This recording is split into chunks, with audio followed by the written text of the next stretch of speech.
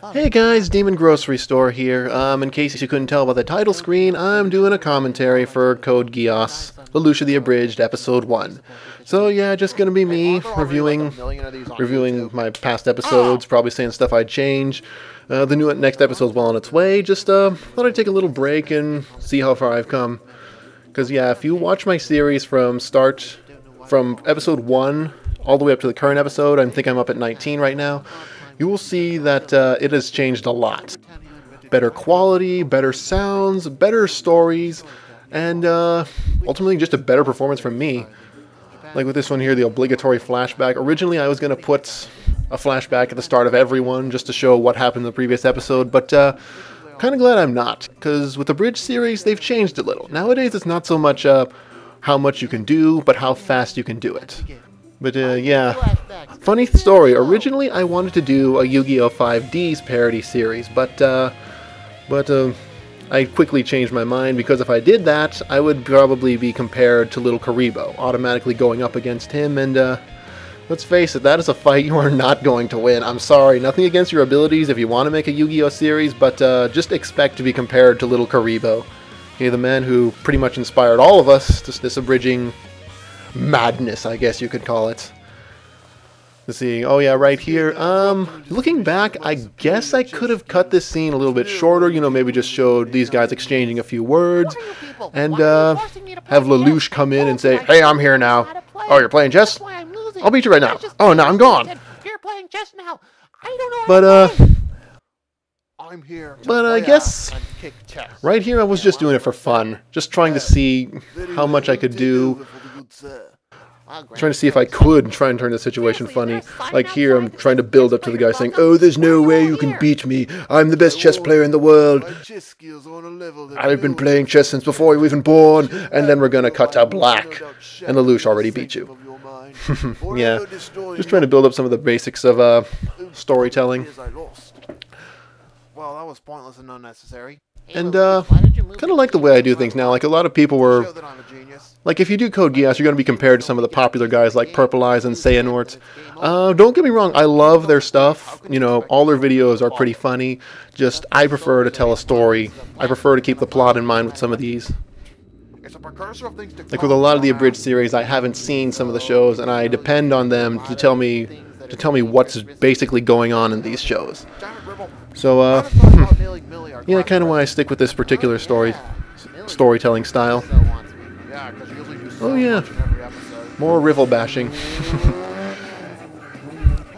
Oh, and in comes Jeremiah right here. Yeah, funny thing about Jeremiah, I was originally going to try and do my best Crispin Freeman impression from some of his other work. Like, he played Alucard in Hellsing, so I was going to do a calm, dark, demeanor voice that touches the very aura of your soul. But after looking at Jeremiah throughout this show, well, at least throughout this season, he doesn't really express any emotions other than being annoyed and yelling really loud. Like, throughout all of his screen time in this show, in this season, he's either pissed off and brooding, or he is yelling as loud as he can. So I pretty much decided to make all of his voices like that. And Clovis. Yes, insert Clovis, our Saturday morning cartoon villain. Clovis, I guess he could be comic relief, because I don't think he was ever a threat to Lelouch. Lelouch beat him. He just utterly destroyed him when he first went up against Clovis in the next 2 episodes. So I don't think he would ever be a threat. So I try and make Clovis as funny as he can be right here. Just try and give him as much time as he can before he ultimately dies. Oh, and cue the exciting robot battle. Yeah, with this one, I think Colin rants a little bit. Oh, but she gets destroyed. Silly Colin, you don't become important until episode 10. Oh, and cut to black. Yeah, there's going to be a lot of black cuts in here. Oh, and look, the Convine's invading. Don't worry, Gordon Freeman's going to come around and save us. He'll protect us from these evil Convines.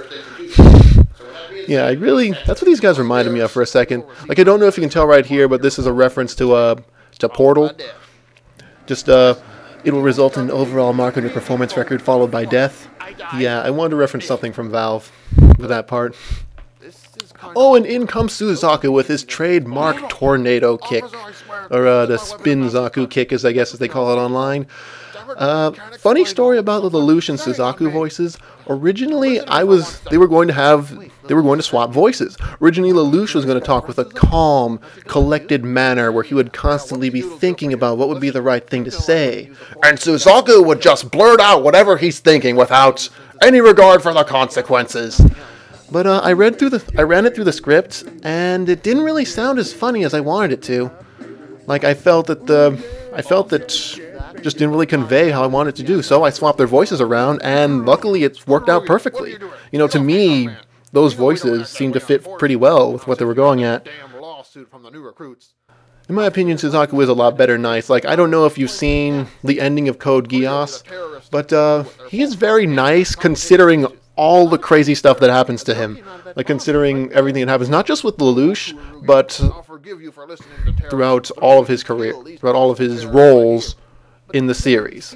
So, I'd say Suzaku's more nice than dumb. Well, maybe not dumb, like a little naive. He wants to believe that there's goodness in everyone, but a lot of the times he usually ends up getting, well, shot in the back, like right here. Yeah, sorry, Suzaku. No bonus points for conscience. Oh yeah, and here comes another part. Cut to black. And the title screen. Yeah, it's a little joke. When me and my friends first watched this, we couldn't pronounce the name of the title. Like, we were thinking, some said it was Geist, some said it was Geass right then, others said it was Gay Chaos. So that was the joke that we made right there. We were calling it Gay Chaos until somebody actually gave us the title. Code Geass, indeed. Oh, and cue the first of Clovis's plans. Yeah, with this one here, oh look, here comes Photoshop. With this one, I just wanted to show him trying to make the best of a bad situation, and failing, I guess. Because you can see the music, happy, energetic J-pop music, going with scenes that were completely inappropriate for it. But it's okay, because the music selection makes it totally better.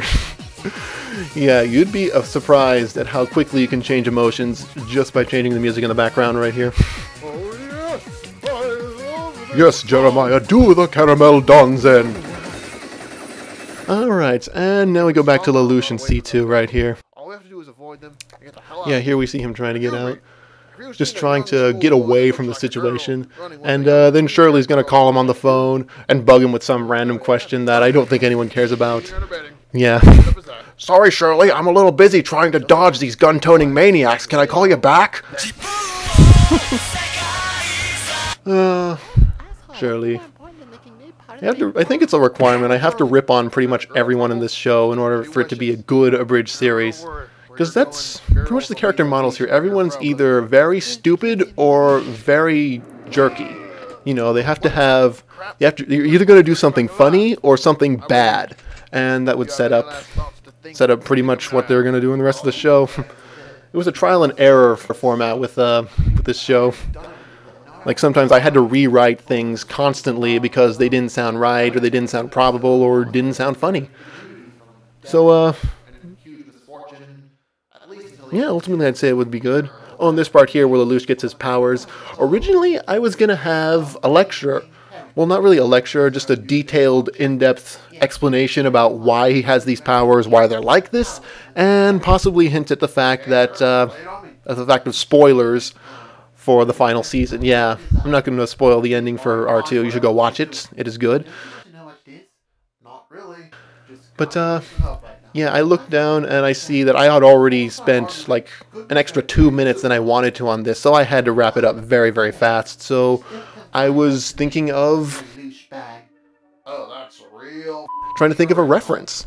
You know, just something that everyone can get that would completely tell us what his power is. I'm afraid you can't kill me. And it comes this part. I'm not the droid you're looking for. To me, that summed up his power entirely. You know, who he is, what he does, and how he goes about doing it. You do what I say, and you do it with a smile. Oh, yeah. Like these guys here, employees of the month. Like, I don't know. Employs them of killing themselves just to save their bosses some paperwork. Oh yeah. Okay, good luck with that. Eat your heart And out, now they all Rick. die and the show is leading towards an I have end. the ability to control people. Not exactly what I wanted, but I'll take it. Yeah, and that's pretty much it. Thanks for watching. I think I might do another commentary.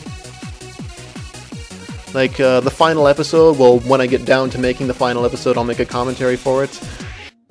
And maybe one or two. Like, I'm not gonna give each and every episode a commentary, just because I don't think I can say that much about them that I wouldn't be repeating. Oh, look, here comes Foamy! Yay! Everybody loves Foamy! Yeah, just the funny little video at the end. Oh, that's fun. Anyways, thanks for watching, and next episode is coming pretty soon.